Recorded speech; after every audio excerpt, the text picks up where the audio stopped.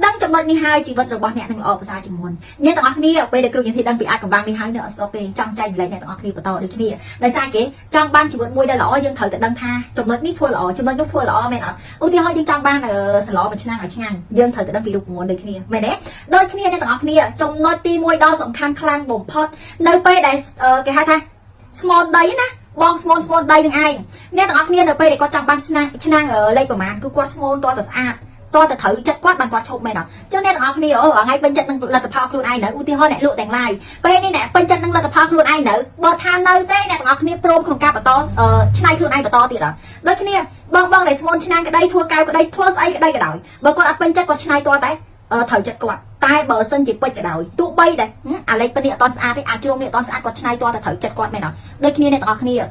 tại nè pro không ca chay nữa tại nè bên chân năng là tập học luôn ai này cái đâu coi tôi trận coi on trận coi nương coi các bạn nghe tao kia đây giờ bỏ on đi té hai đây mình pro không cá chay luôn này và to à xí do lẽ phù tha chúng tôi on trận năng thua giờ ở đây tệ chân chỉ game chay luôn này và to thua chơi trận giờ thua chơi nơi bây giờយើងចង់បានលទ្ធផលមួយនឹងចំណុចទី2ដ៏សំខាន់ខ្លាំងបំផុតដើរជាមួយនឹងបុគ្គលដែលចាត់ដូចគ្នាអ្នកទាំងអស់គ្នាសង្គមគឺសំខាន់ខ្លាំងមែនតើបើយើងដើរជាមួយនឹងសង្គមលោកអនឡាញយើងត្រូវតែខ្សែគប់បុគ្គលដែលលោកអនឡាញព្រោះថាបុគ្គលដែលលោកអនឡាញទើបអាចបង្ហាញផ្លូវយើងតាមផ្លូវបានបើយើងអត់ខ្សែគប់បុគ្គលដែលលោកអនឡាញទៅខ្សែគប់សង្គមផ្សេងណាយើងនឹងបោះបង់ពីអនឡាញងាយខ្លាំងបំផុតអញ្ចឹងមិនថា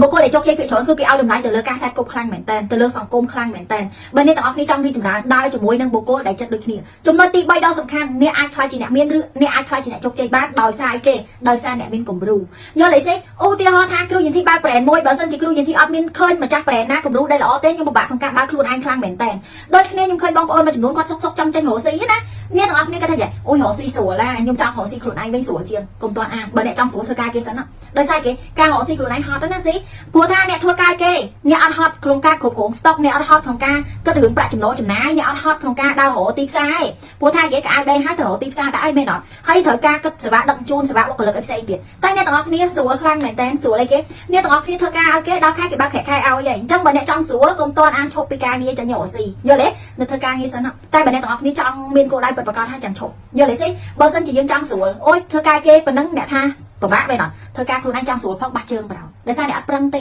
យល់អីទេចឹងអ្នកទាំងអស់គ្នា3ចំណុចនេះជឿជាក់ថាជាកម្លាំងបណ្ដាលចិត្តធ្វើឲ្យអ្នកទាំងអស់គ្នាបានជីវិតល្អប្រសើរជាងមុនណាចឹងអ្នកទាំងអស់គ្នាបើសិនជាអ្នកទាំងអស់គ្នាចង់បានគីថ្លៃជាងនេះភ័យគ្រូយន្តទីអស់ Universe ចែករាល់ថ្ងៃប្រោយពីតិចនេះក្នុងការសាងខ្លួនពីតិចនេះក្នុងការប្រឹងផ្លូវចិត្តច្បាប់ស្រុកទីជាពិសេសទីផ្សារកត់លេខតាមដានទាំងអស់គ្នាណាដោយក្តីស្រឡាញ់